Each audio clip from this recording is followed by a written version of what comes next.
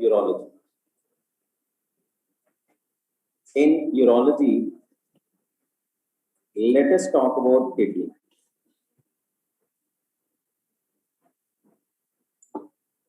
First of all,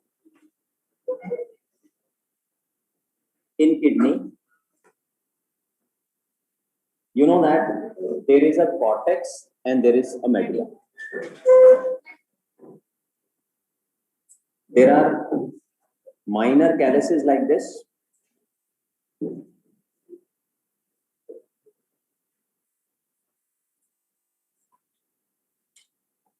They unite to form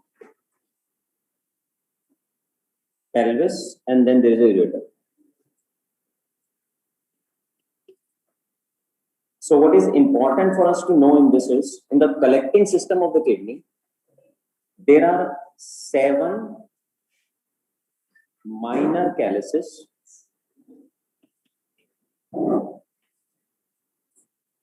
These 7 minor calyces unite to form 3 major calyces, and these 3 major calyces then unite to form pelvis, and then there is a ureter. Then there is a ureter. Now, important point is 7 minor calyces, 3 major calyces. 7 minor calyces unite to form 3 major calyces, and then 3 major calyces unite to form a pelvis, and then there is ureter. And in ureter, important point to know, there are three natural constrictions. In ureter, there are 3 natural constrictions. These 3 natural constrictions are at uretero-pelvic junction. Second natural constriction is where it is crossed by gonadal vessels.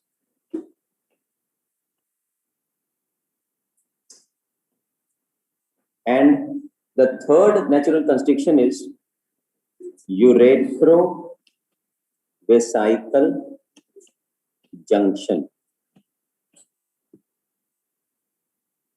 Out of these 3 natural constrictions in ureter,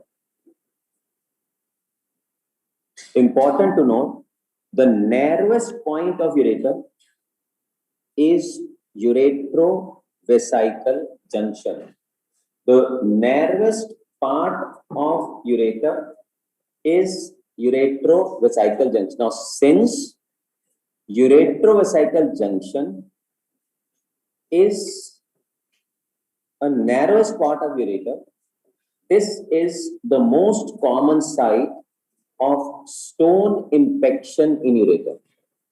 Uretero-vesical junction is the most common site of stone impaction in ureter, right?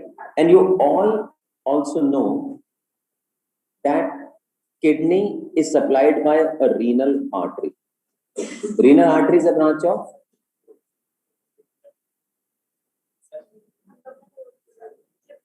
abdominal aorta.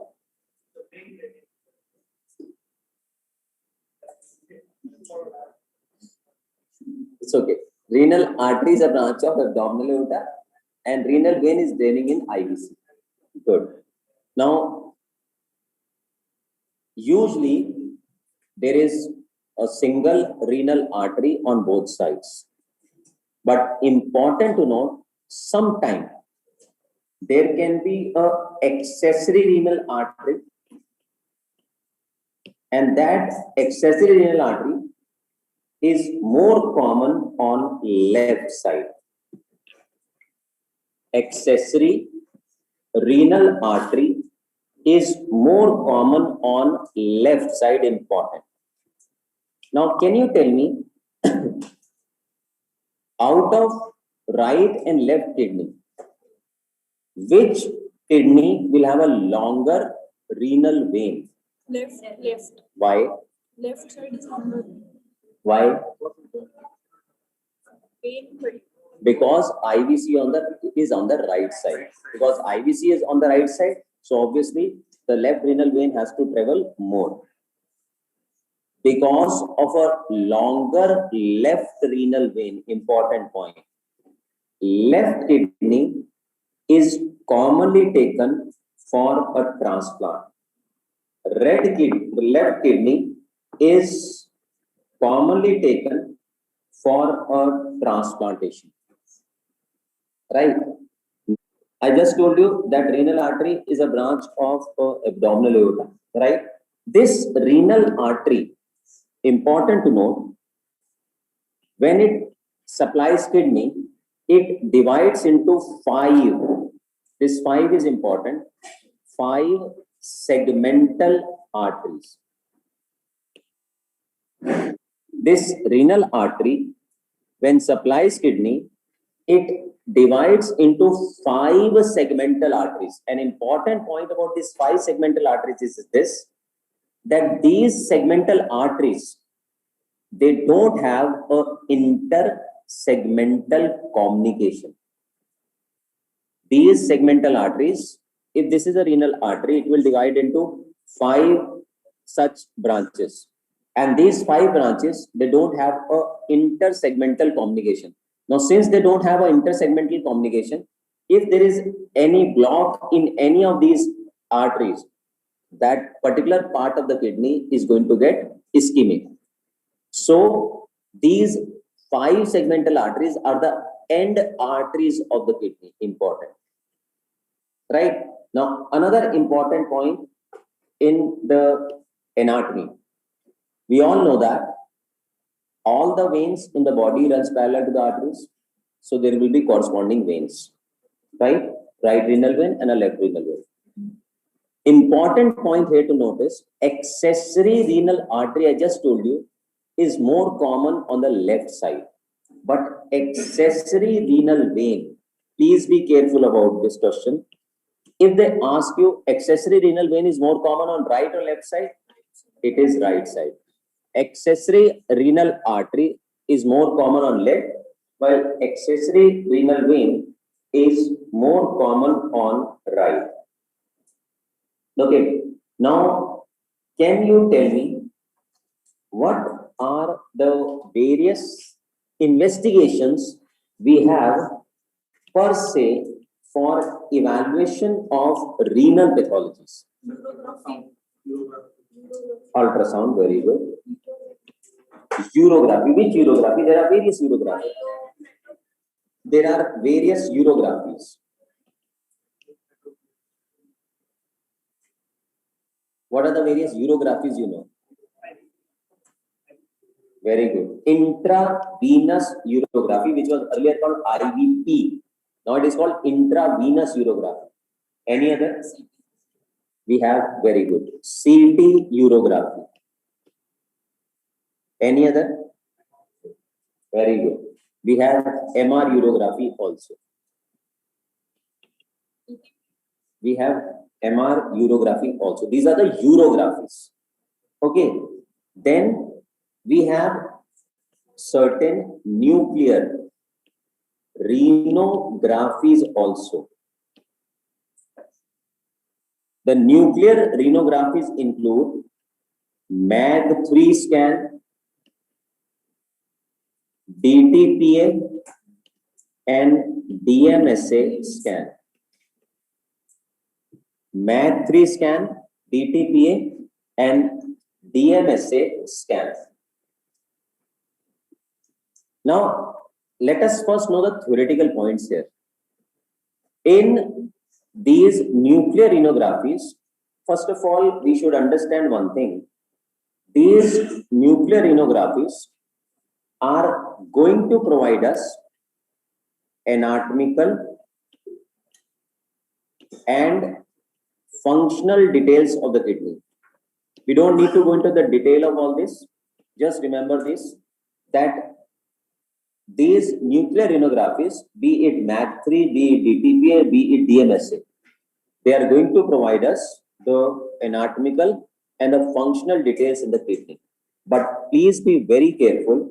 If you are asked what is the most sensitive investigation for functional details of the kidney, answer then will be MAC3 scan. If not in the choice, then it is DTPA scan.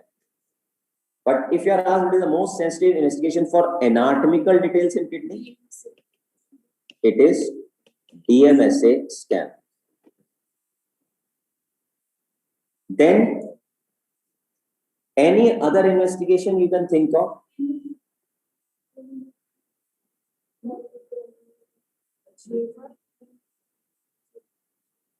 Imagings or any other renal, that is for GFR measurement. Na? Any other investigation you know?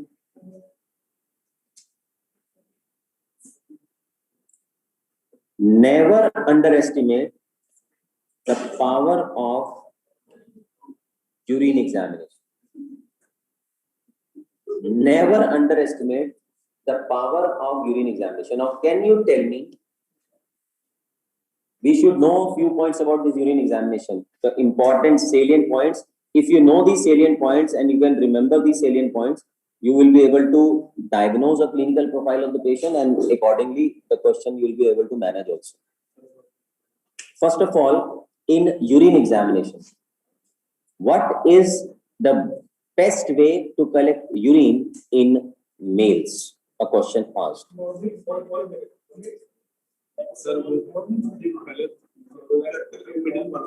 Midstream. Middle wala part matlab?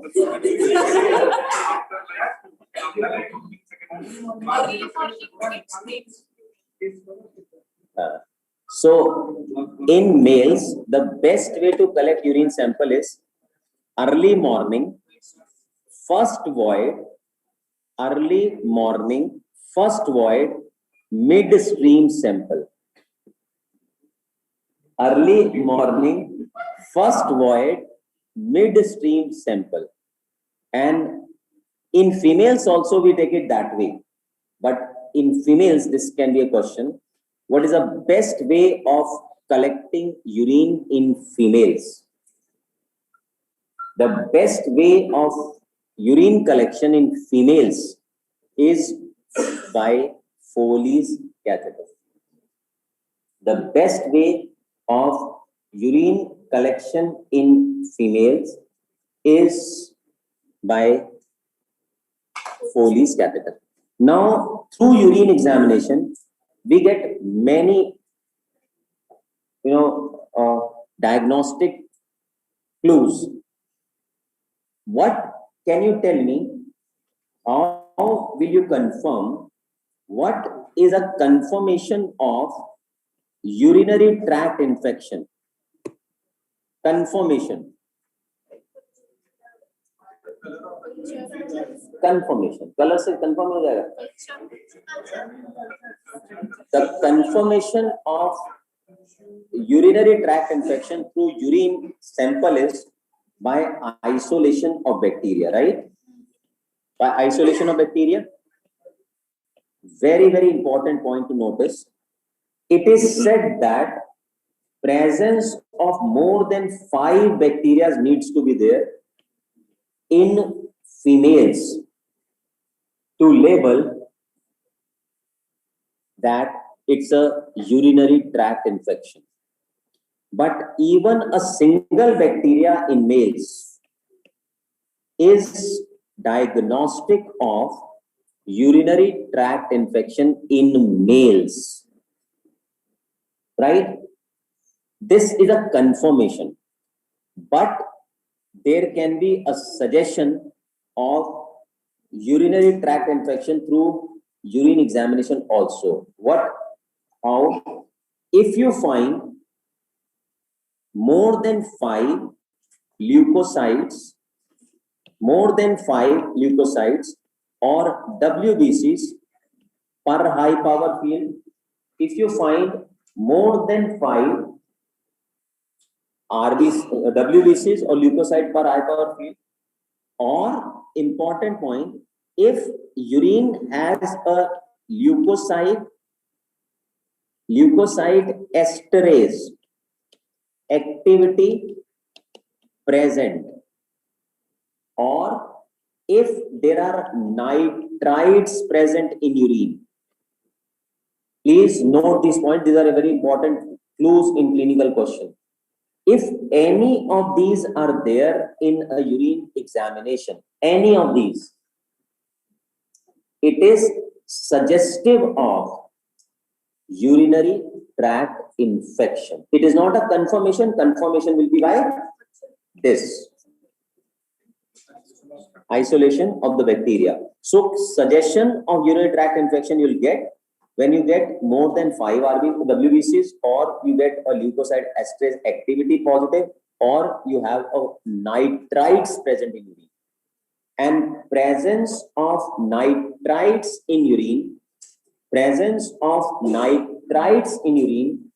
is a suggestion of a gram-negative reason for a urinary tract infection. Presence of nitrites in urine is suggestive of gram-negative infection in an individual. Confirmation will be through isolation of gram-negative bacteria, obviously. Then, what is hematuria? When will you call a patient as a hematuria?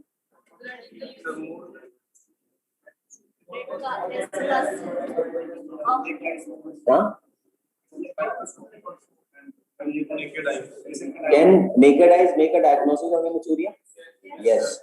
Will that be a confirmation? No. No. Because if you take certain drugs or you are taking certain food, you can still have a red color urine.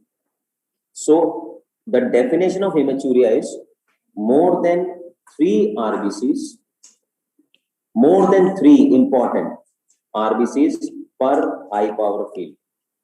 Presence of more than 3 RBCs per high power field is definition of a hematuria. And very important point further, which is can be a question, on the basis of urine examination, can we make out that this particular hematuria which the patient is having is actually a glomerular hematuria or a surgical hematuria? Glomerular hematuria का मतलब होता है glomerulonephritis, a reason for hematuria.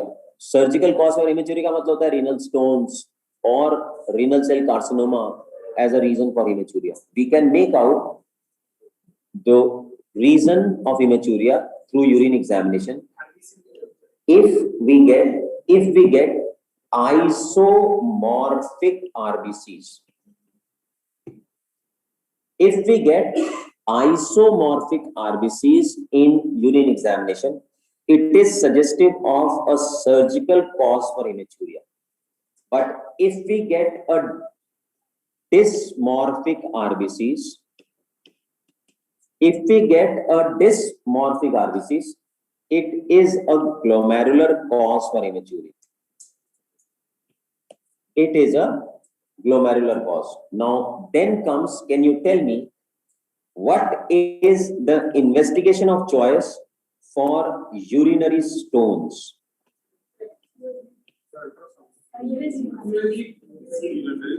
Investigation of choice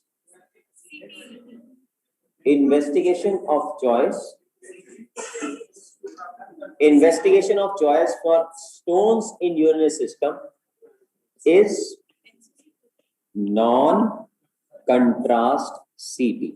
But please be very careful. Investigation of choice in pregnant female or in pediatric patient, it is ultrasound. And remember another clinical point. Whenever you have a suspicion of a renal stone on the basis of clinical profile of the patient, if you have a suspicion of renal stone disease, can you have a suspicion of stone disease on the basis of clinical profile?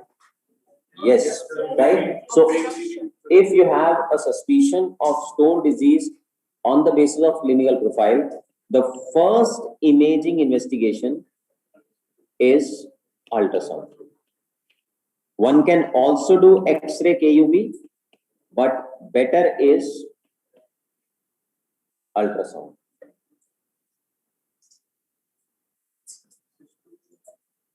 सिस्टोयूरोग्राफी क्या होती है? क्या होती है बताओ? किस सिस्टोयूरोग्राफी होती क्या? किसको देख रहे हैं? ब्लैडर और यूरिथ्रा को. बात किसकी हो रही है?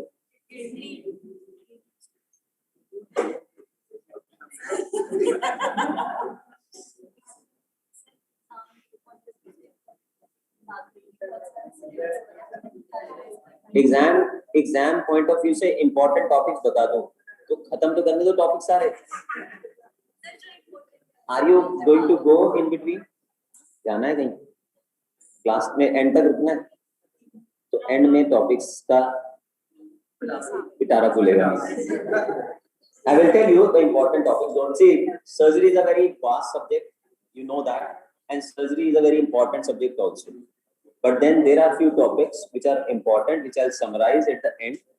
And in the test and discussion, which we will have, one test and discussion we have also. In that, we will talk about images. So do take out time from your schedule for that test and discussion, because in that I will be discussing mainly the images, right? You'll get the investigation of choice for hematuria. देखो मजा आएगा.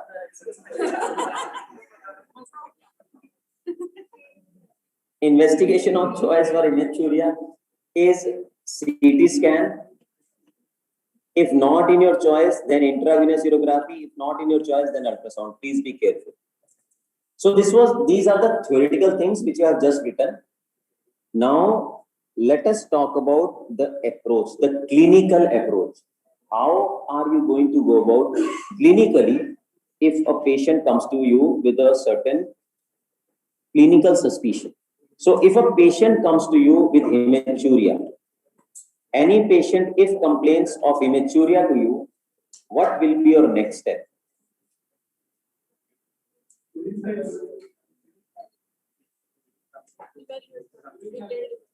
Evaluate करो evaluate. कैसे करें evaluate? Never underestimate the power of urine examination. Never underestimate the power of urine examination. Now, if on the basis of urine examination, very, very important point, if on the basis of urine examination, you get a isomorphic RBCs, what does that suggest? There is a surgical cause for hematuria. And whenever you have a surgical cause for hematuria, the next step will be CT scan. If CT scan is not in your choice, then it is IVU. If IVU is also not in the choice, then it will be ultrasound. But please be very careful if you are asked about a painless terminal hematuria. Specifically, what is terminal hematuria? What do you understand by terminal?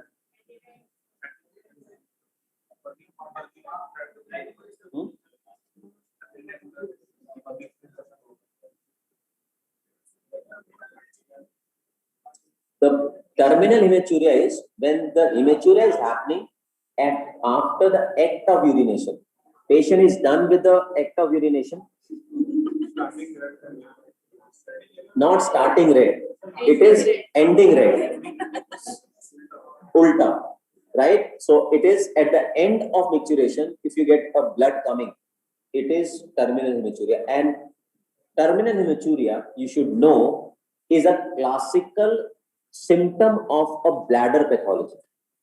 So whenever a terminal hematuria asks, painless terminal hematuria, our next step remains urine examination though, but after urine examination, the next step will be cystoscopy.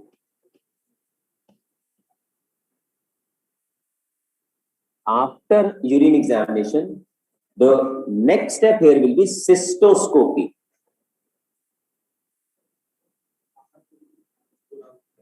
बाहर से वो डालते हैं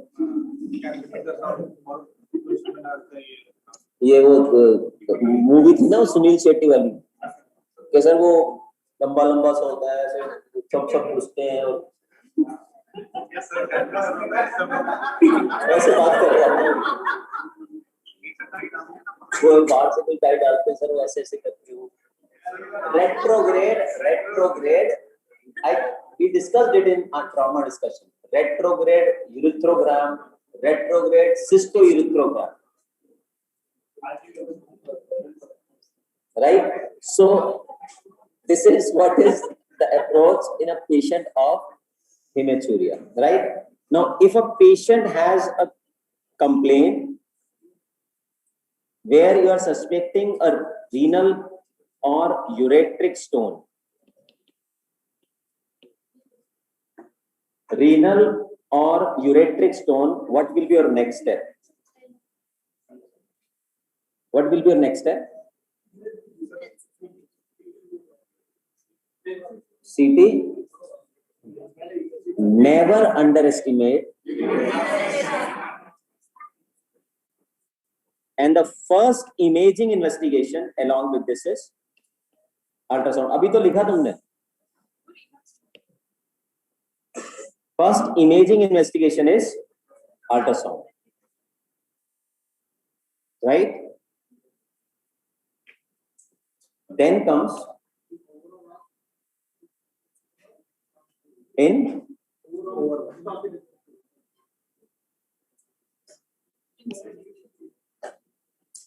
again, but next step will be this. Okay, now if a patient comes to you with a renal failure,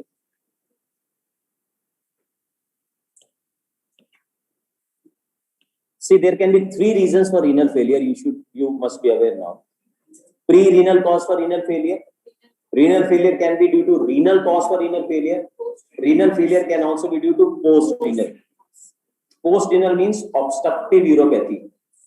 Now, can you tell me what will be your next step once you have a patient with renal failure? पहले diagnose तो कर लो.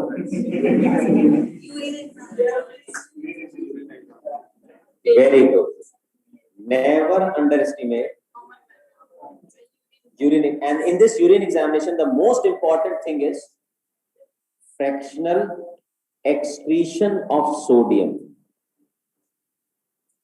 In urine examination, the most important thing is here in renal failure patient is fractional excretion of sodium. If the fractional excretion of sodium is less than 1%, if fractional excretion of sodium is less than 1%, it is a pre-renal cause.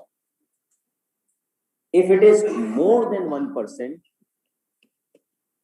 if it is more than 1%, it is either renal or a post-renal cause. Post-renal cause का क्या मतलब होता है? Obstructive uropathy. The post-renal cause means obstruction. So imagine it is more than 1%. It is either renal or post-renal.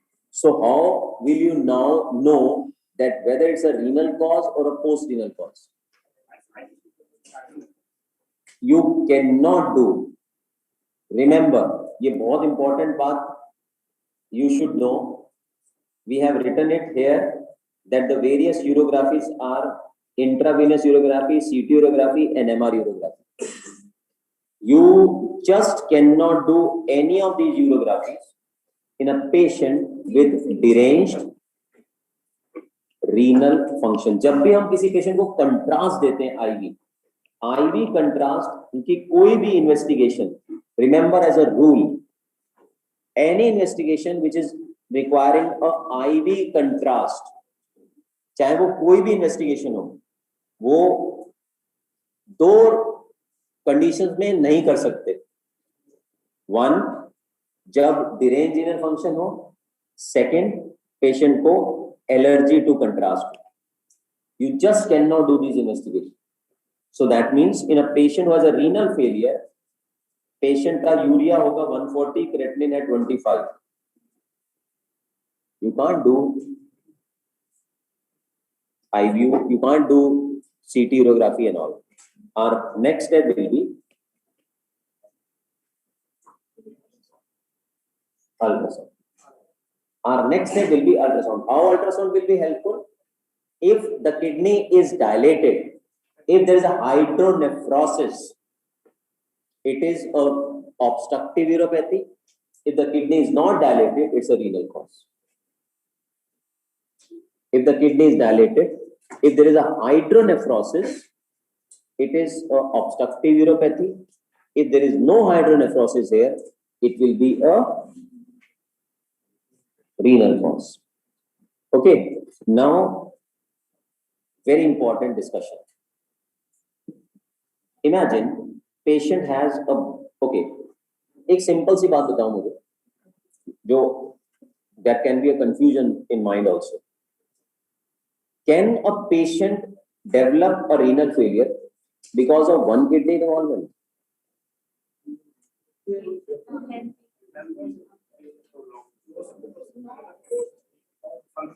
Yes or no?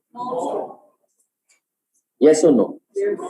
Patient can never develop a renal failure with one kidney involvement. The only time patient can develop a renal failure with one kidney involvement, when there is only one kidney.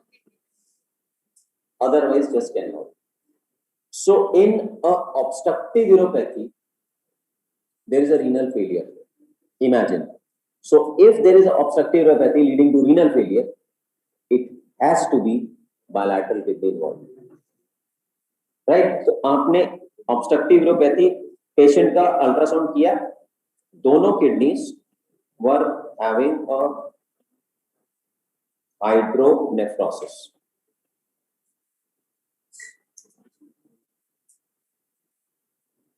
क्या करें?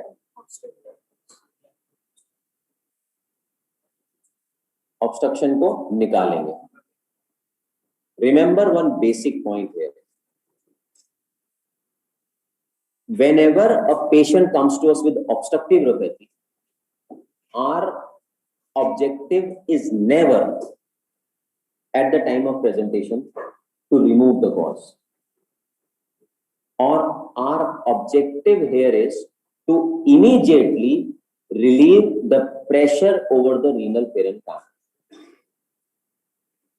Our immediate objective is to relieve the pressure over the renal parenchyma. Right? Can you tell me what is the most common cause of obstructive uropathy? Stone. So imagine there are bilateral stones. Just hold. Other window.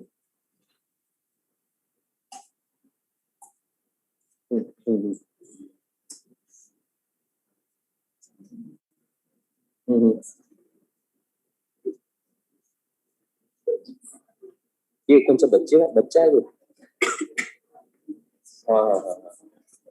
कितना contamination?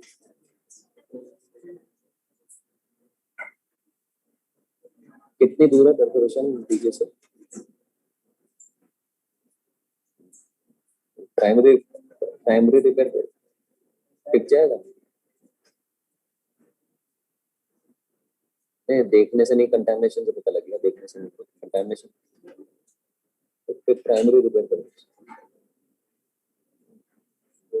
2 feet ही है ना, थोड़ा high output कुछ हो जाएगा. नहीं तो high output हो जाएगा ना वो सारा. ठीक है. So most common cause of obstructive uropathy is stone, right? So imagine there are stones. In this condition, we should not be thinking about removing the stone. In a patient who is in renal failure, the immediate next step is to relieve the pressure over the renal parenchyma. So how can we relieve a pressure over the renal parenchyma? The simplest step is DJ stenting. DJ stenting. There is a tube like this which comes. There is a tube like this which comes, which has multiple holes like this. With the help of through the urethra, mind it, through the urethra, under cystoscopic guidance, with the help of cystoscope, we will, nahi samajh aaya to bolna hai, we will put this tube into the kidney and comes like this.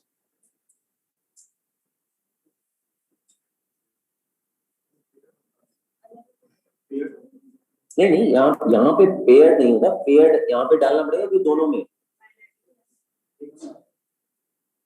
एक साथ, मतलब एक एक करके भाई, एक साथ कैसे डालूं भाई?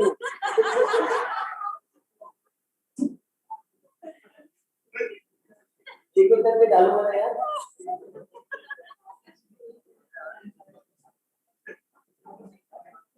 ठीक है, so we will put a DJ stent, right? So to relieve the pressure over the renal parenchyma, we should put in a DJ stent. And DJ stent, and remember, this can be, we'll be talking about that in images. कभी भी x ray में कोई ऐसी tube दिखे जो right hypochondrium से या left hypochondrium से पेल्विस तक जा रही है, तो वो डीजे स्टेंट है, क्योंकि यही एक ऐसी ट्यूब है जो किडनी से ब्लैडर तक होती है। ठीक है, पर होती किसके अंदर है? यूरेटर के अंदर, और एक एक करके डल सकती है।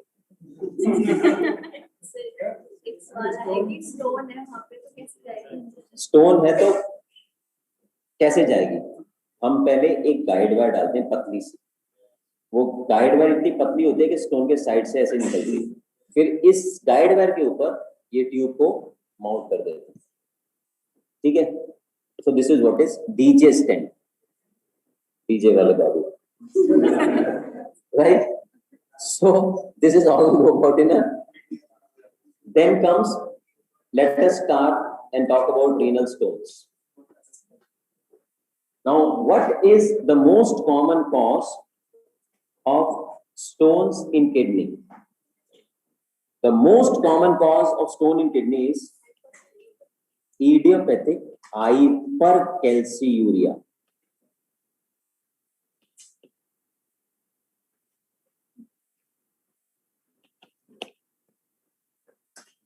Idiopathic hypercalciuria. Now, the important reasons of having stones in kidney are obesity. Of individuals who are obese, they have more chances of having stones. Then stasis. Then infection. Now, important point to notice, the most common organism infecting urine is E. coli, but most common organism infecting urine and leading to stone formation, please be careful,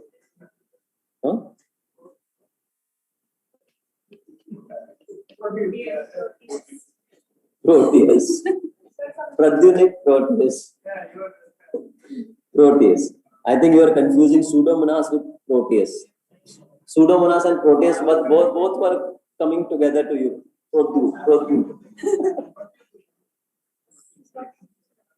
Proteus. Then climatic conditions also.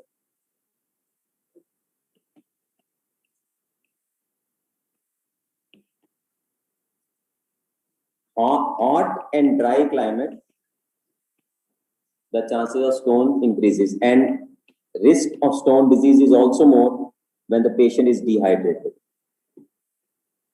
A patient who takes high fatty diet or high protein diet, then also there is an important point to notice. Small bowel diseases like Crohn's disease, short bowel syndrome,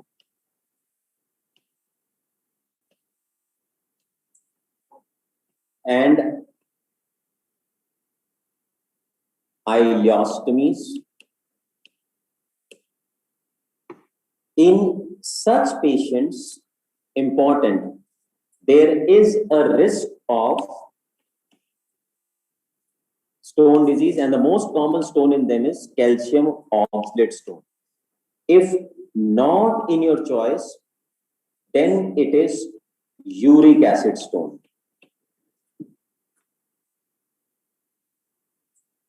Then let us talk about the common stone. Can you tell me what is the most common stone? It is calcium oxalate stone. And please note, important point here, calcium oxalate stone can be of two types: calcium oxalate dihydrate, calcium oxalate monohydrate. Now, very important point to note in this is, when we say calcium oxalate stone, it invariably means we are talking about a calcium oxalate dihydrate stone. If the examiner wants to ask you about a monohydrate stone, he has to specify. So if calcium oxalate stone mentioned, it means it is calcium oxalate dihydrate only. And most common stone is calcium oxalate, so that means it is dihydrate. Now, calcium oxalate dihydrate stone, important to note, is small and speculated. Because it is small and speculated, it has a classical appearance called mulberry appearance, which is also called mulberry stone. And this stone has a classical urinary finding also. Then that urinary finding for us are very important. The classical urinary finding in a patient of calcium oxalate stone is envelope shaped crystals. And since this stone is small and speculated, this stone causes maximum pain. Since it is small and speculated, this stone causes maximum pain. Now, this calcium oxalate monohydrate stone is a very hard stone, and there is classical urinary finding in this also, that is having a dumbbell shape or hourglass shaped crystals. Dumbbell shape or hourglass shaped crystals. Then comes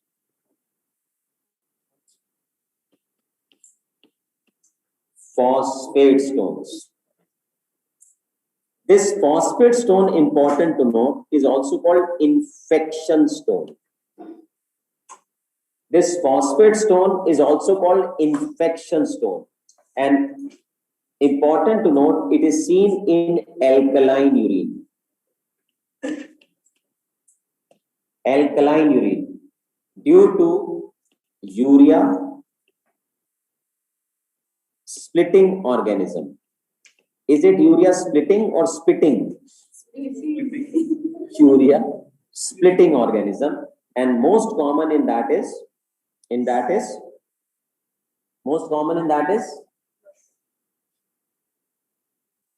Proteus. followed by Klebsiella.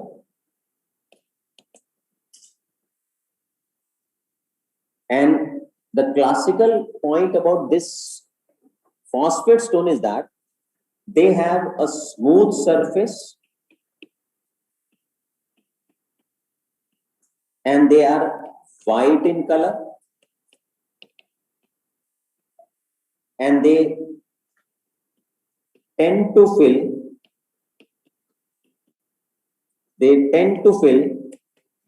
collecting system. They tend to fill collecting system because they have a smooth surface and they tend to fill collecting system. They remain silent for quite some time. So they are also called silent stone. And they also commonly form important stag on calculus. They commonly form stag on calculus.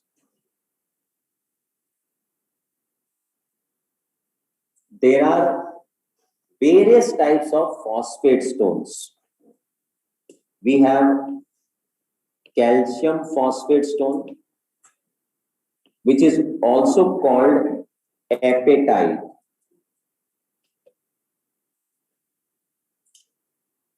We have calcium hydrogen phosphate also, called brushite stone. And important to note, in this brushite stone, you will get a needle shaped crystals. There is also ammonium magnesium phosphate stone. This ammonium magnesium phosphate stone is also called struvite stone. And in this struvite stone, you get in urine coffin lid shaped crystals. You will get a coffin lid shaped crystals. Then comes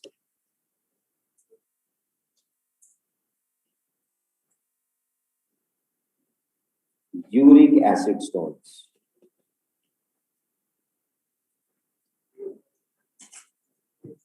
Uric acid stones, important to note, are seen in acidic urine. Phosphate stones in alkaline urine, uric acid stone in acidic urine. And these stones are radiolucent, important.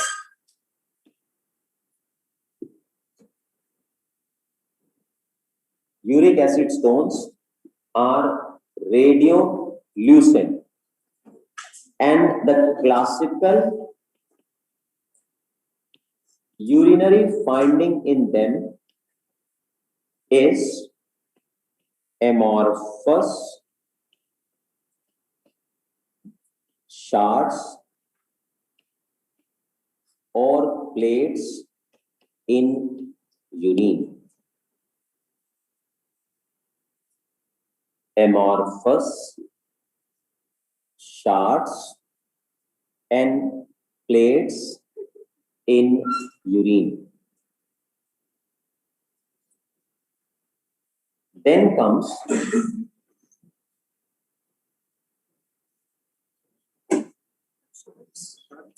shards, different shapes के, जैसे plates के different shapes होती हैं, उस type से different amorphous मतलब different shapes के plates आपको दिखेंगे, right? Then comes सबसे क्योंकि पॉइंटेड है ना, ऐसे ऐसे स्पिकुलेटेड है।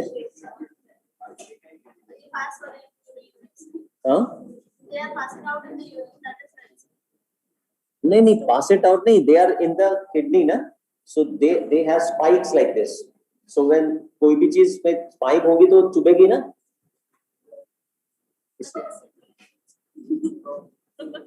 Cysteine stone, Cysteine stones are commonly seen in patients with an autosomal recessive disorder called cystinuria. Cysteine stones are seen in patients with an autosomal recessive disorder of cystinuria. An important point about this cysteine stone is that it is the hardest stone known. Cysteine stone is the hardest stone known. And another classical point about this stone is that because it is due to an autosomal recessive disorder, it is commonly a bilateral stone. It is there bilaterally. And another important point about this is it is faintly radio opaque. It is faintly radio opaque. So if they ask you whether it is a radio opaque or radiolucent, it is radio opaque, but it is faintly radio opaque. And another important point is in the urine of these patients, you will find a hexagonal shaped crystals. You will find a hexagonal shaped crystals. Then there is a stone called endemic stone. Important.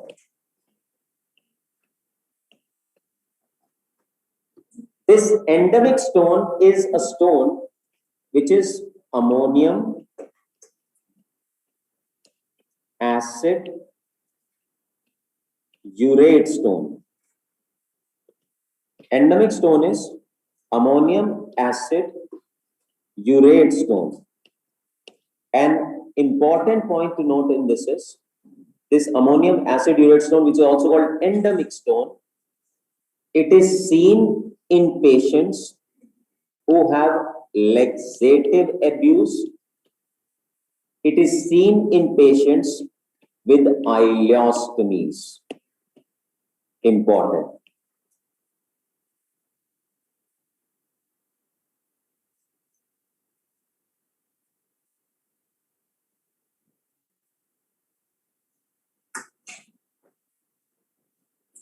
Then comes how does a stone, now before that, we already have understood the investigation of choice for stones in urinary system is non-contrast CT. Is non-contrast. So be it a important point, be it a radiolucent stone, be it a radiopaque stone, it is going to be seen on non-contrast CT mind. Right? The only one stone, already checked in exam, there is only one stone which requires contrast enhancement. There is only one stone in the urinary system which requires contrast enhancement. That stone is a drug stone, and that drug stone is Endemic stone. For patients who are taking a ART therapy, antiretroviral therapy, they receive Endemic, and because of long-term administration of Endemic, there can be stone formation, which is called Endemic stone. This is the only stone in the urinary system which requires contrast enhancement. Now, how does a patient of renal stone is going to present? Pain at renal angle. Pain at renal angle is the most common presentation of a patient of a renal stones?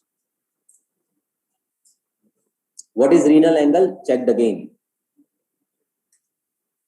Renal angle is formed by junction of 12th rib with lateral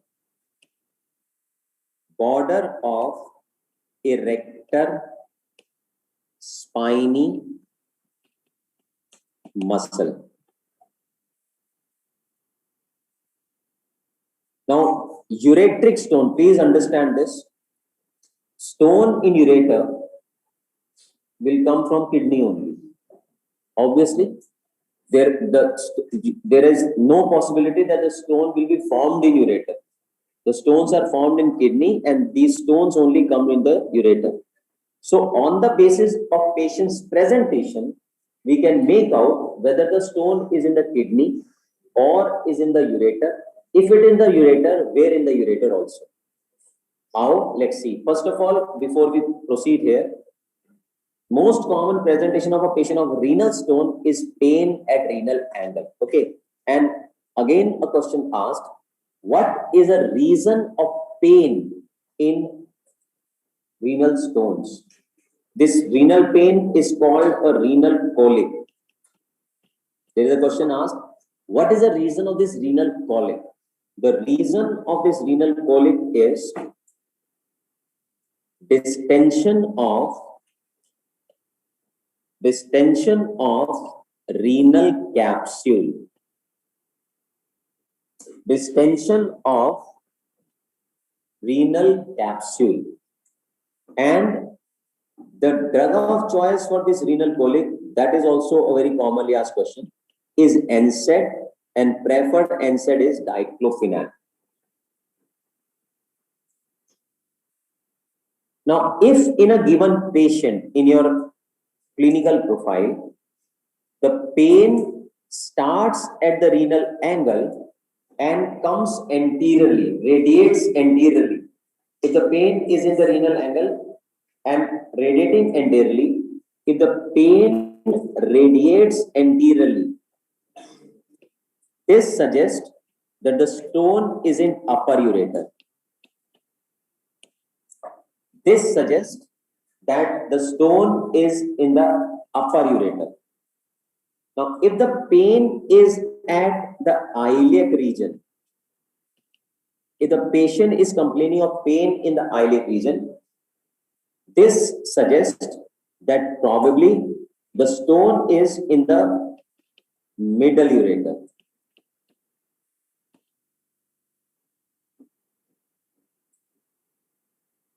And if the pain radiates to ipsilateral, testicles, or labia, this suggests stone is in the lower ureter, in the pelvic part of the urinary system. In the pelvic part. These are important points. Then the patient of renal stones can also come to us with hematuria. Patient can also have increased frequency of micturition also.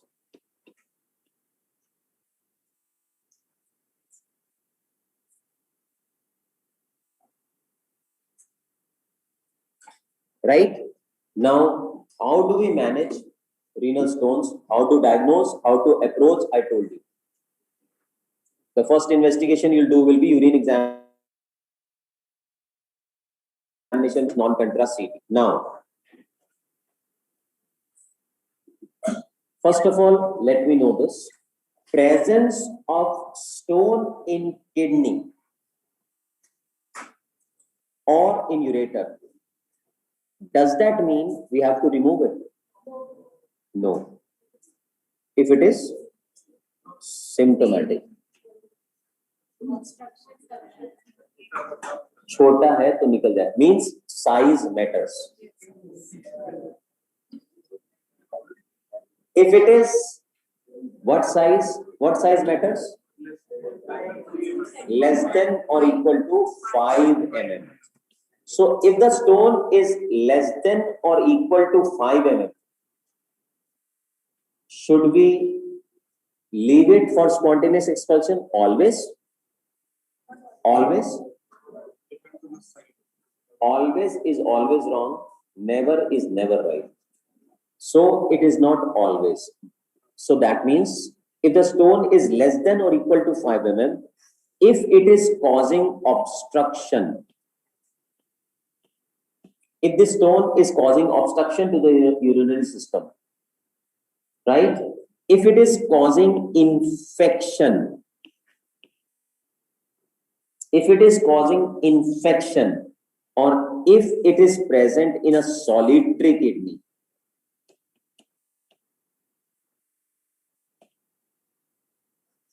even if it is less than 5 mm, we have to remove it. And if it is not causing obstruction, if it is not causing infection, if it is not present in solitary kidney, we can leave this stone for spontaneous expulsion. But to expedite spontaneous expulsion, we give medical expulsion therapy. To expedite spontaneous expulsion, we give a medical expulsion therapy. And very important, can you tell me what is a drug of choice in that medical expulsion therapy? The drug of choice in medical expulsion therapy is tamsulosin, not diuretics. It's a alpha 1A blocker.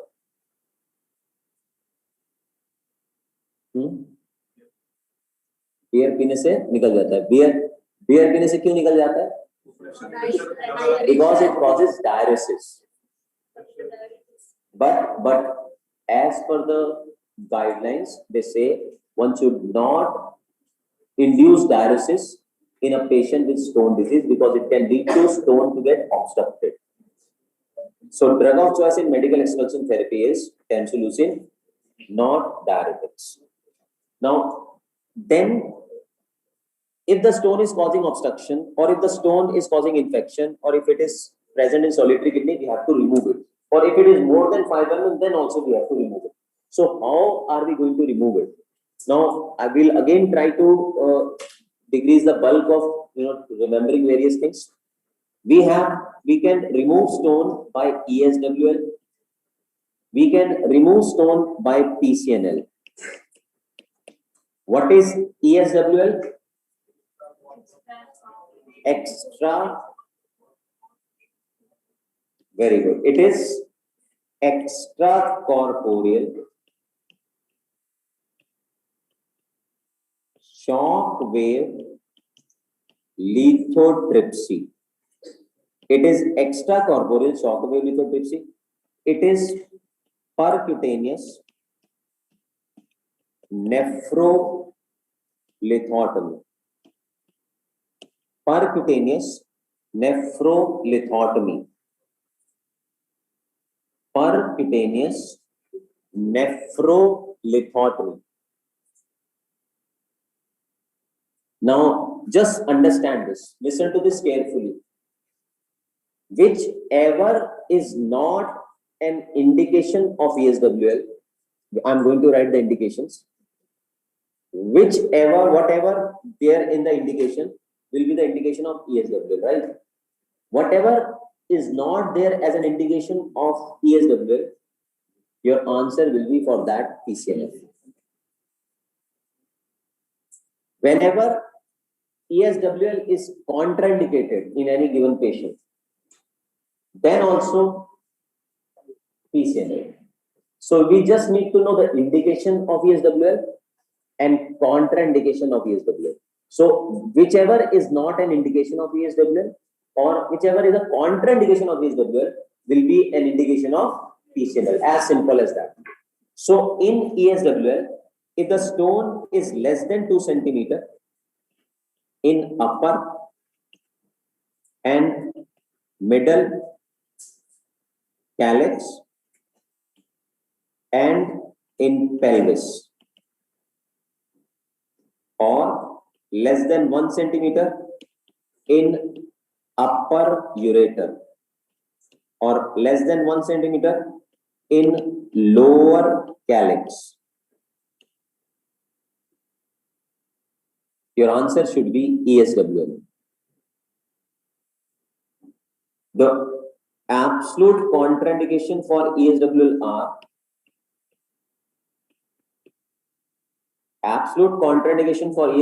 are pregnancy,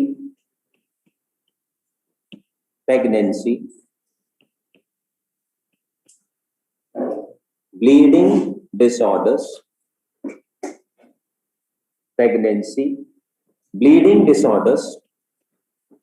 distal obstruction,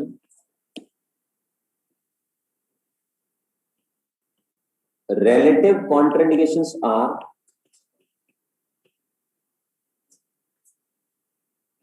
morbid obesity,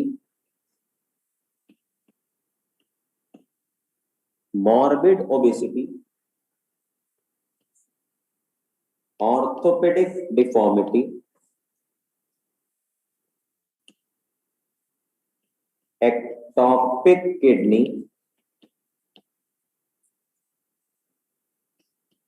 aortic aneurysm, and patients with Cysteine stones, Bruchide stone, and monohydrate stones.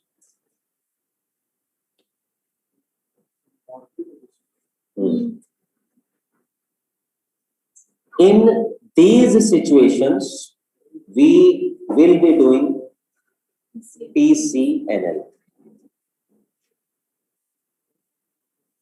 Aortic aneurysm, ectopic kidney, orthopedic deformity, morbid obesity, cysteine, Bruchide, and monohydrate stones.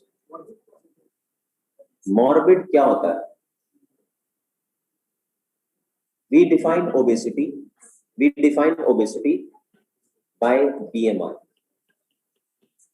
body mass index. What is body mass index? Weight over height square in meters. Okay. Any patient who has a BMI of more than 35 with comorbidity, any patient having a BMI of more than 40 without comorbidity will be called morbid obese.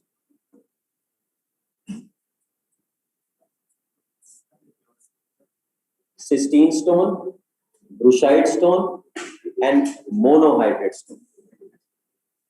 These stones are hard stones, so they don't break with ESWL. The most common complication of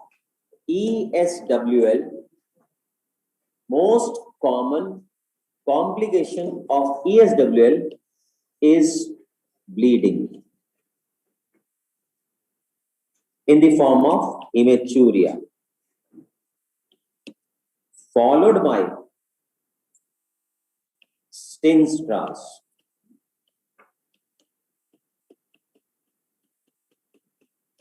What is Cysteine Stones? It is also called street of stones.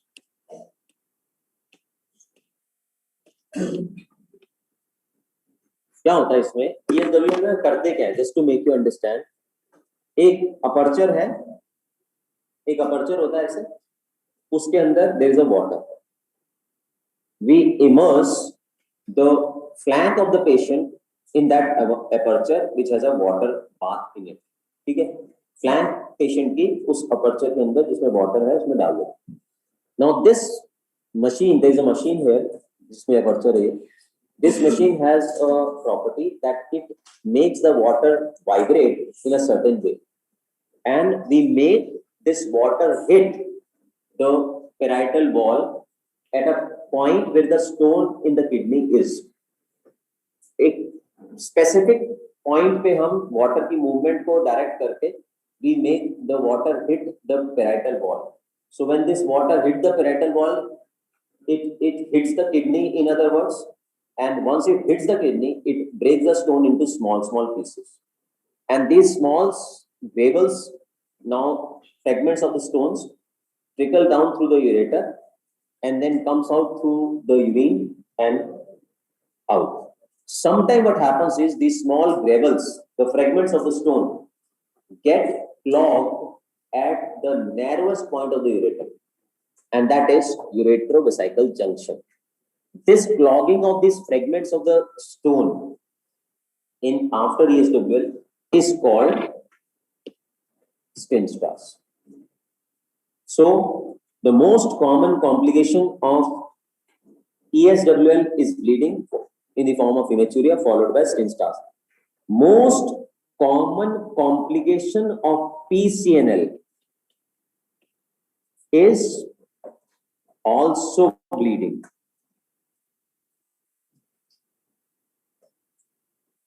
But please be very careful. If you are asked what is the most common complication of PCNL, through 11th rib approach.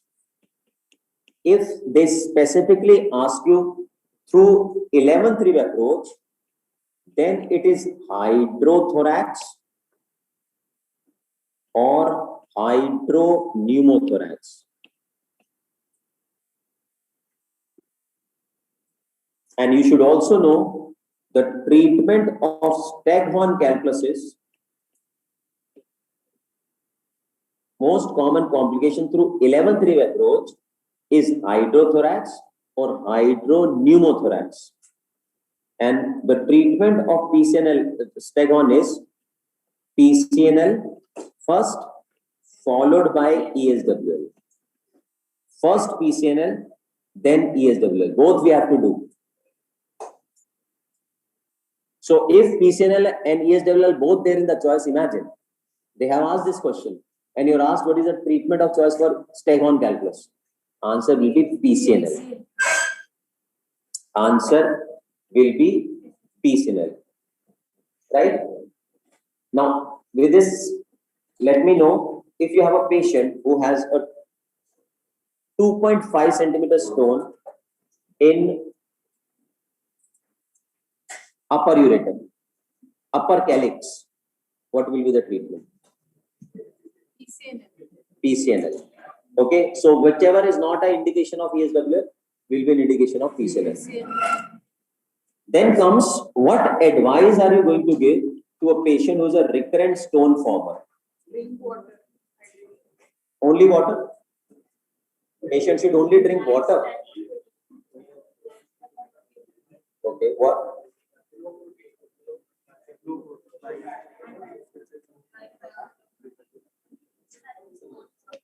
What will be the most important advice for this patient? Checked in exam. Avoiding oxalate-rich food, low protein diet, fluid administration, adequate calcium intake. The most important advice for those patients who have a recurrent stone forming problem is hydration. Adequate, plenty of fluid. Plenty of fluid. Now, how much is plenty? 5 liters. It is 3 to 3.5 liter per day. And patients should also be told to avoid oxalate-rich food like spinach, chocolates, nuts, soya bean, coffee, and even tea.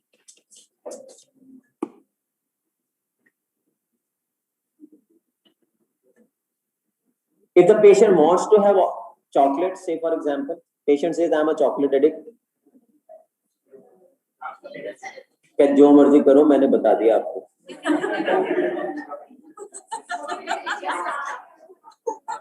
No गिरे,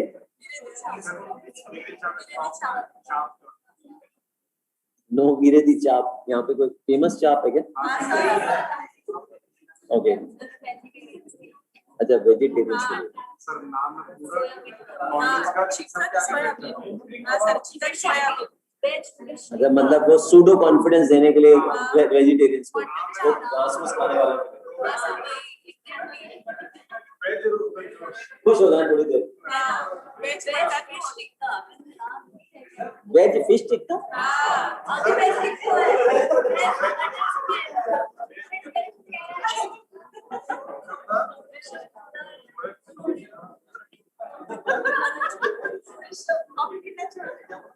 okay, coming back, so if the patient wants to have a oxalate-rich food, it is said that patient can take oxalate-rich food, but before patient takes this oxalate-rich food, patient should be told to take a calcium tablet. Patient should be told to take a calcium tablet, because how calcium? Why calcium? Calcium, when given with oxalate, it binds, this calcium binds with the oxalate in the intestinal lumen and inhibits oxalate's absorption. So if the patient wants to have a oxalate-rich food, patient can take it, but before that he should take a calcium tablet. And because of this reason, patient should be told to not decrease the calcium intake. Calcium intake in patients of stone disease important should not be decreased. Patient should take adequate calcium. And then there are certain juices we should advise patient to have, like orange juice. Orange juice for oxalate stone prevention, black currant juice for uric acid stone prevention, and cranberry juice Russia में नहीं मिलता था, Russia में मिलता होगा, बहुत मिलता होगा। Cranberry juice to decrease UTIs due to stone disease. So these are the things we need to know in renal stones. Then comes renal cell carcinoma. This renal cell carcinoma is also called hypernephroma, Gravid's tumor,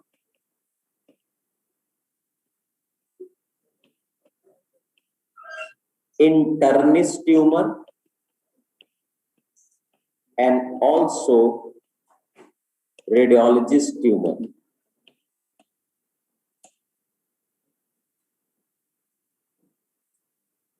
Now, very important point, most common site,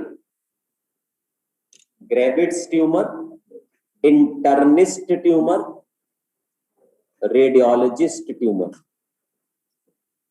Most common site, most common type. Most common site of renal cell carcinoma is upper pole. In upper pole, it is PCT. Most common type is clear cell. And please note, clear cell is an adenocarcinoma type of cancer.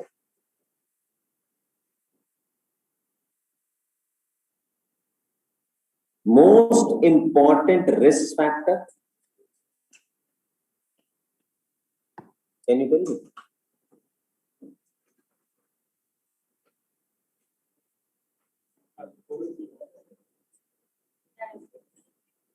I told you. 4 malignancies where smoking is the most important risk factor. Lung, pancreas, kidney, and urinary bladder. So smoking.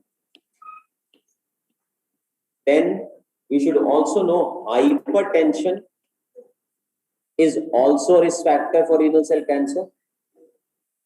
Obesity is also a risk factor, and analgesic abuse is also a risk factor. Smoking, hypertension, obesity, and analgesic abuse. Now, important point further to notice: acquired cystic disease. Important point: acquired cystic disease in patients with chronic renal failure. Acquired cystic disease in a patient with chronic renal failure is a risk factor, and highlight it in your notes. Polycystic kidney disease is not a risk factor. Polycystic kidney disease is not a risk factor.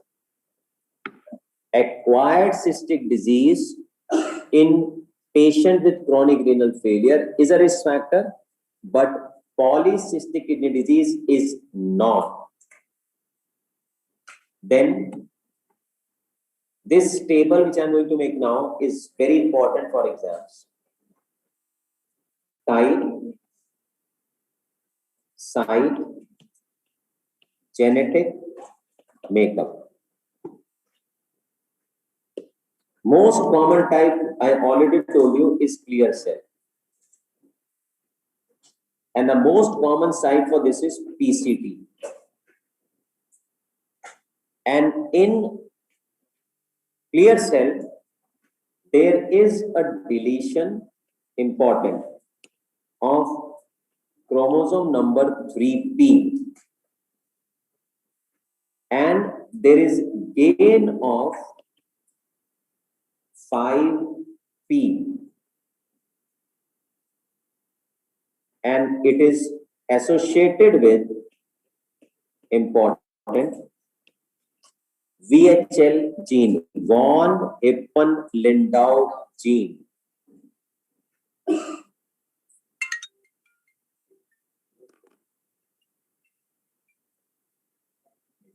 Hello.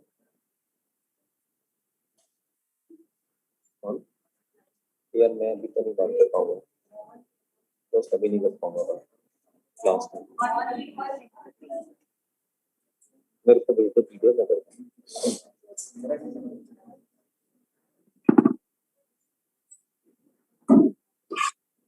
Then second common type is chromophilic. This chromophilic is also called papillary, and it again arises from PCT. And in this, important to note, there is trisomy of 7 and 17 number chromosome, and there is loss of Y chromosome. And I already told you there is Samomas bodies.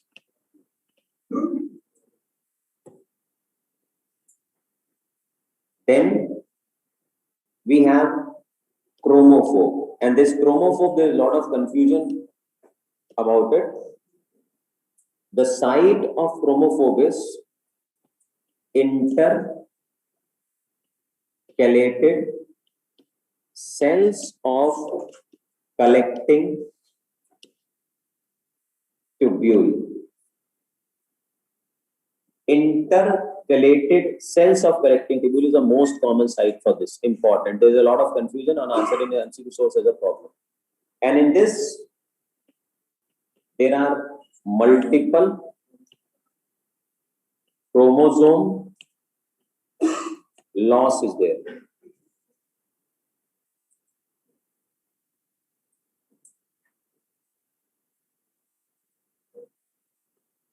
Most common presentation. Most common presentation of a patient of renal cell carcinoma is hematuria. Important to note, this is a gross hematuria and painless to start with. And very, very important to note, patient can come to you with a classical thing that is non-reducible, left-sided varicocele. There will be dilatation on the veins of the left side of the scrotum is varicocele, and it will be non-reducible. Very, very important. This will be there in your clinical profile, and they can expect you to know that it can happen because of a renal cell carcinoma. Right? Why does this happen? This is the kidney, left kidney.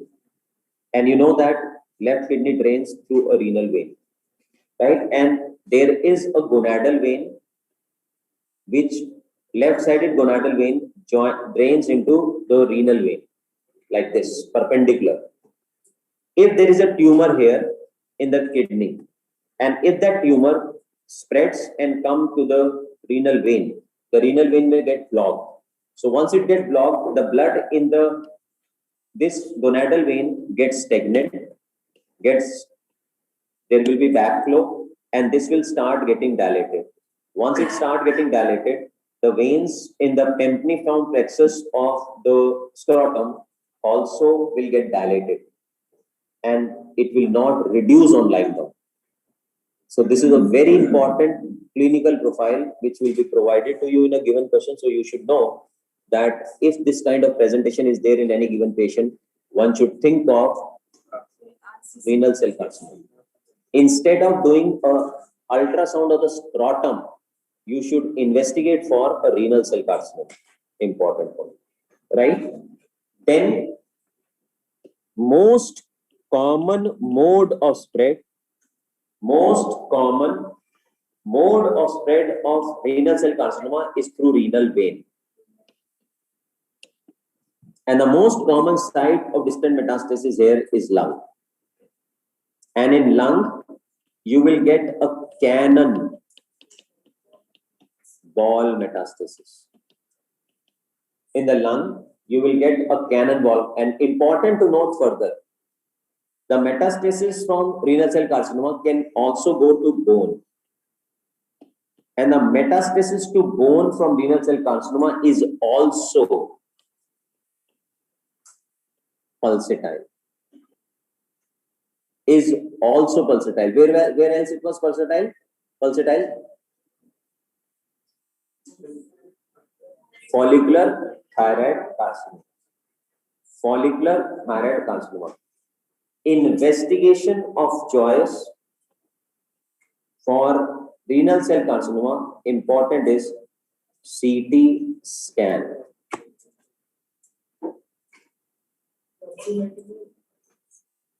It is CT scan. Now, in case of a renal cell carcinoma, there are various paraneoplastic syndromes also. And we have to know these paraneoplastic syndromes. The various paraneoplastic syndromes associated with renal cell carcinoma are: most common is increased ESR.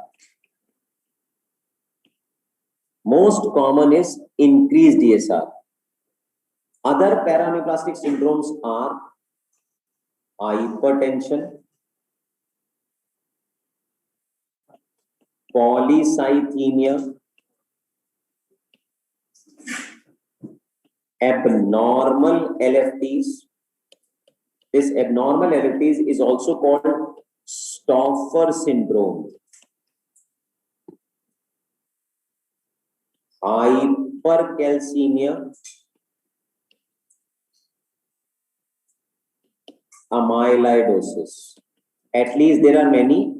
At least these you have to remember. And this is the least common paraneoplastic syndrome. Increased ESR is the most common. Amyloidosis is the least common. Abnormal LFT is also called Stauffer syndrome.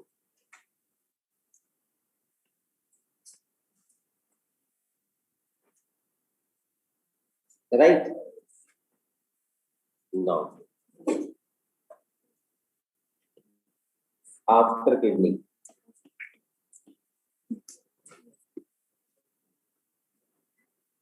Kidney के बाद break. Management. Kidney के बाद testis, bladder. In management, we have the option of surgery. We have the option. आज का torture लंबा है.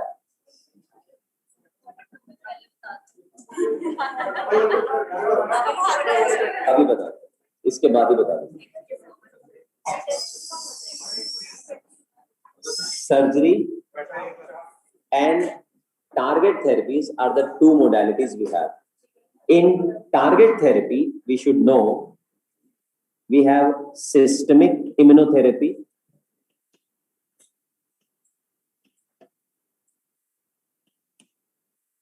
we have systemic immunotherapy in the form of interleukin 2 and interferon alpha. We have sunitinib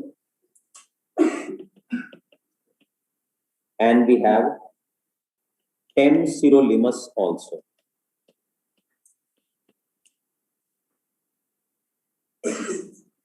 This sunitinib is the one which is preferred. It's a tyrosine kinase inhibitor. Temsirolimus also you should know is mTOR inhibitor.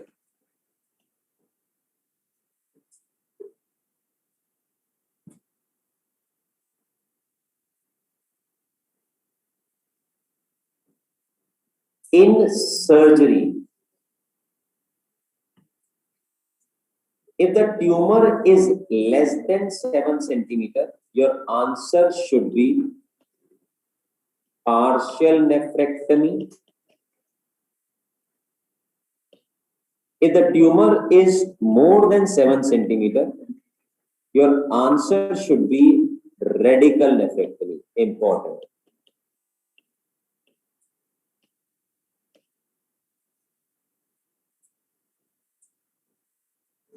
And very important point further in this is that whenever you do nephrectomy for renal cell cancer, the approach is always transperitoneal. Approach is always transperitoneal, and very important further is many times checks renal artery should be ligated first. In this surgery, renal artery should be ligated first.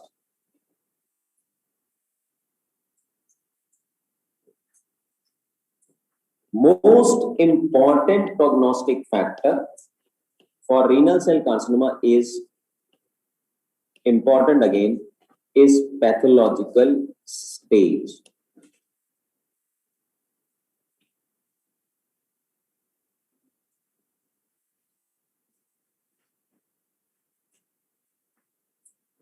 Then comes Wilms tumor.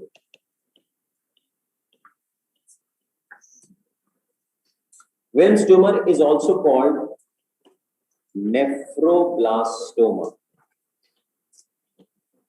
Kidney खत्म हो गया है? I'll tell you the topics. Nephroblastoma. Wilms.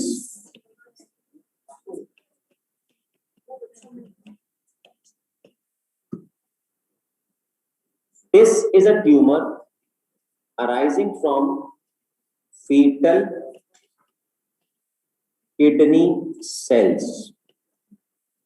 This is a tumor arising from a fetal kidney cells. You should know this. Already a question asked. Can you tell me, pediatrics ho gaya na?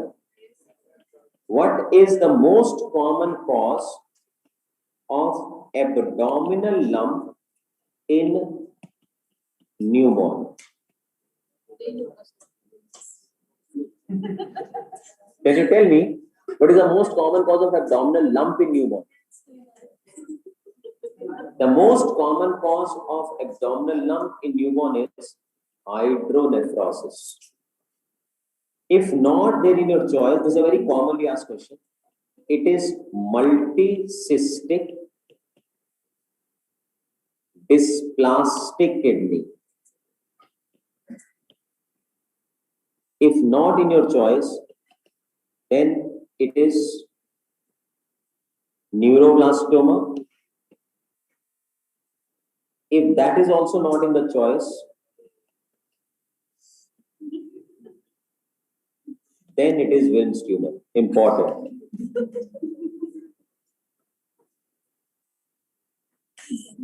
And the most common presentation because of this reason is of Wilms tumor is asymptomatic abdominal mass. Patient can also come to us with pyrexia, can also come to us with hematuria. And important to note, this hematuria here is microscopic. It was gross hematuria and renal cell carcinoma. Here it is microscopic hematuria. And sometimes there is a triad there in patients also. This is the triad of these three things also. Investigation of choice here also is CT scan.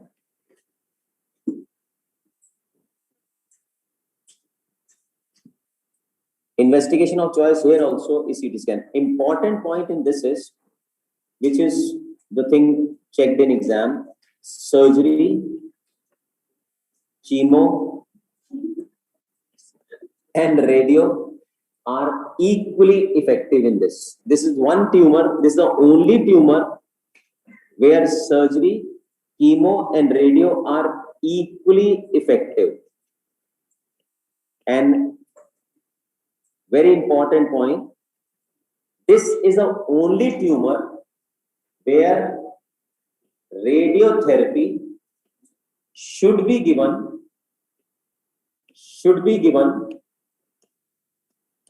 within 10 to 14 days of surgery.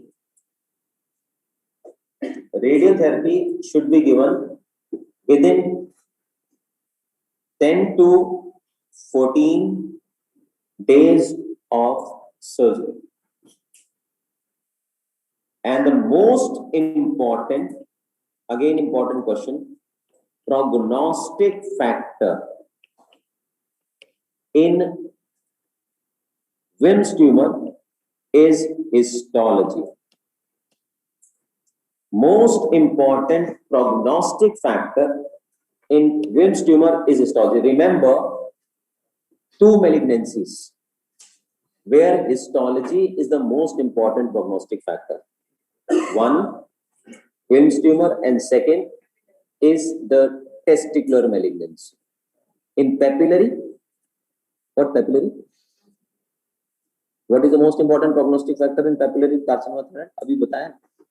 Age. So, most important prognostic factor in Wilms tumor and in testicular malignancy is histology.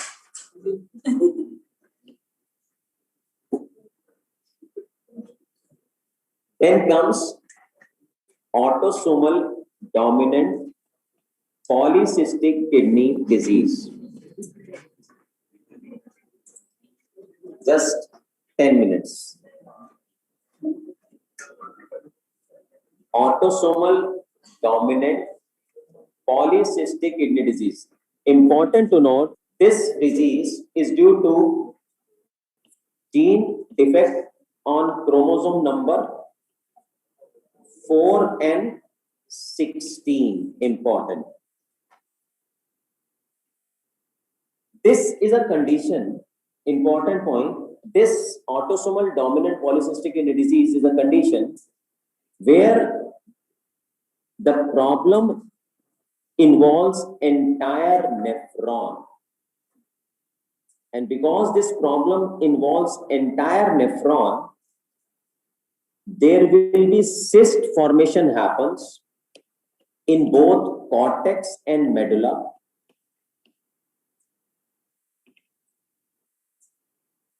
So what is going to happen in this congenital problem? Over a period of time, gradually, kidney is going to get transformed into cysts. And these cyst formation, this is important. This cyst formation is not going to start at birth. This cyst formation starts at 3rd to 5th decade of life. So the most common age of manifestation of this problem is 3rd to 5th decade of life. And because of the cyst formation happening in the kidney, in both the kidneys, there will be a asymmetrical is important, asymmetrical enlargement of bilateral kidneys. And another very important point in autosomal dominant polycystic kidney disease is, since here the kidney gradually is getting transformed into cyst. So over a period of time, the patient is eventually going to renal failure. Till the time the kidney does not get completely transformed into cyst, patient will still be able to have a renal function. But eventually, these patients are going to develop a renal failure. Now, important further in this is, these patient does not have cyst only in kidney. Checked in exam, the most common second organ where you get cyst in this autosomal dominant polycystic kidney disease is liver. And the least common site of cyst in these patients, again a question which many students have doubt, is lung. Is not brain, it is lung.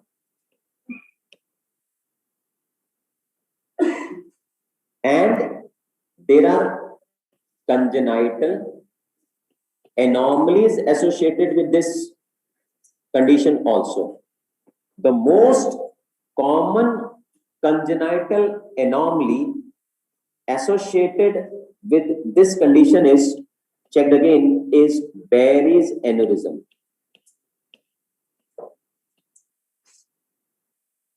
Least common site of cyst is lung, most common site is liver, second common site. The most common congenital anomaly associated with this is Barry's aneurysm. There are also association of mitral valve prolapse in these patients, important. And there are colonic diverticulars are also there in these patients. Most common presentation, again, be careful about the language. If they ask you what is the most common presentation of a patient of autosomal dominant polycystic kidney disease, answer will be hypertension. Most of the time you come to know about this problem when the patient comes to you and found to have a hypertension and you are trying to diagnose why hypertension has suddenly happened in an individual who is 30 or 40 years of age. Then you come to know that there are cysts in the kidney. But most common symptom, if asked,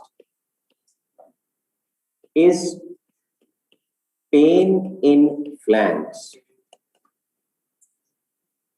Patient can also come to us with hematuria. Patient can also come to us with lump. patient can come to us in uremia also.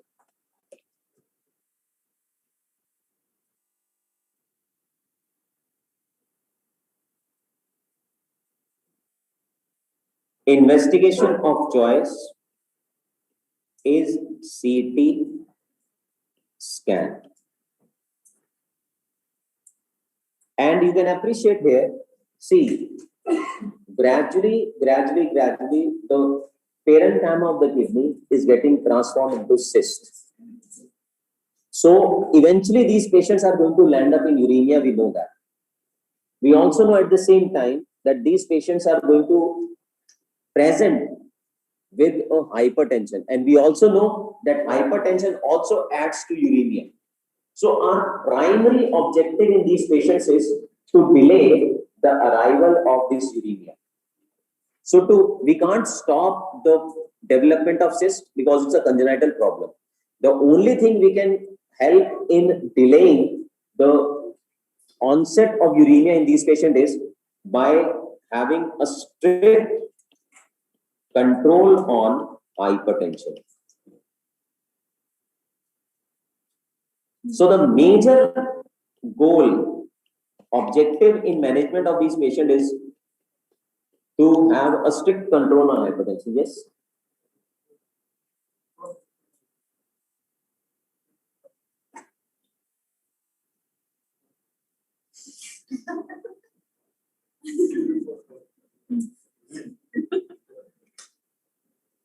So the major objective in management in these patients is a strict control on hypertension. But once these patients develop uremia, we are left with no choice but to offer renal transplant. So if you are asked what is the definitive treatment of this condition, it is renal transplant. But you can appreciate further that renal transplant is dependent on the availability of the donor. If the donor is not available, you can't replace kidney. So in that scenario, there are multiple cysts forming in the kidney like this. So to delay the arrival of uremia, we can have one palliative procedure also. That palliative procedure is called Rawsing's operation. You just need to know the name, but you are understanding what we do in this Rawsing operation is we remove the wall of this cyst, the roof of this cyst. In this surgery, we just remove the roof of this cyst. So we do the de-roofing of the cyst in this Rawsing operation. When you do a de-roofing of the cyst, the fluid from the cyst will get evacuated. The pressure over the renal parenchyma will go off. So we can sustain patient further till the time we are arranging things for renal transplant. So this is a palliative operation called Rawsing's operation. And the most common cause of death, again important, in autosomal dominant polycystic kidney disease is cardiopulmonary complications. Cardiopulmonary complications. If not in your choice, then it is rupture of Barry's aneurysm.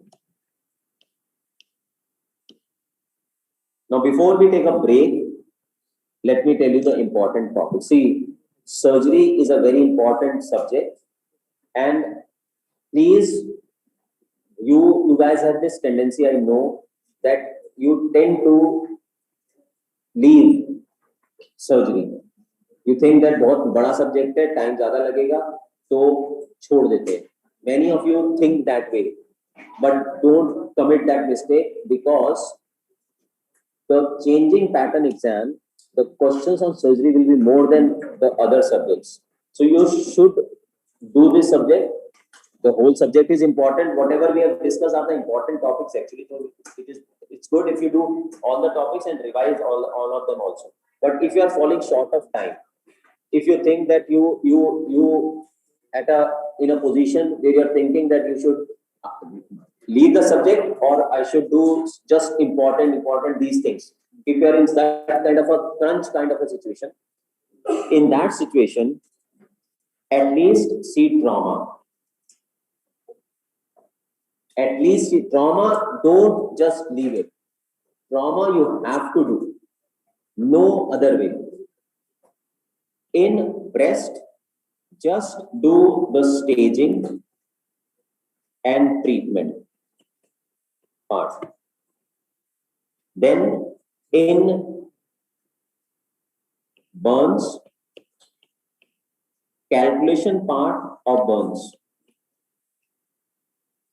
Calculation part of burn and fluid management part. Calculation part of burns and fluid management part. General surgery, old. It's not big, but general surgery is important. General surgery and trauma नहीं छोड़ के जाना किसी भी हालत में, ठीक है? और in GIT में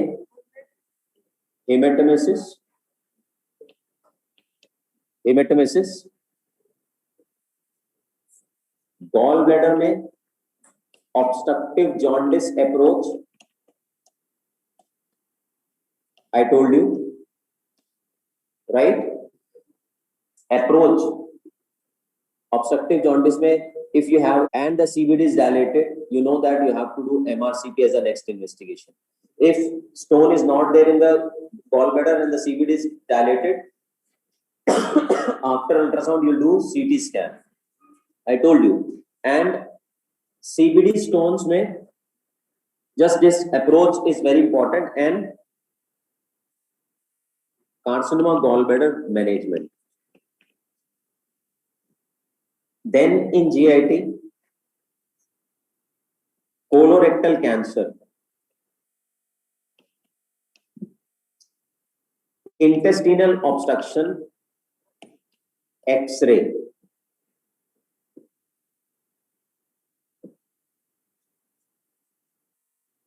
In esophagus, investigation part. In GIT, this. In urology,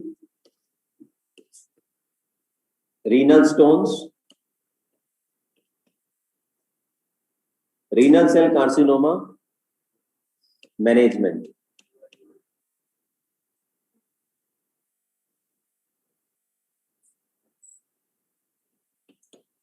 Testicular conditions. In GIT, appendicitis का score, Alvado score, very important. And then please make sure that you attend that image-based session. We will have many things discussed there. We will summarize many things there, and those images are going to be very, very helpful, right? So let's take a break here and then Farad में सिर्फ Farad का जो investigation, Farad में investigation protocol.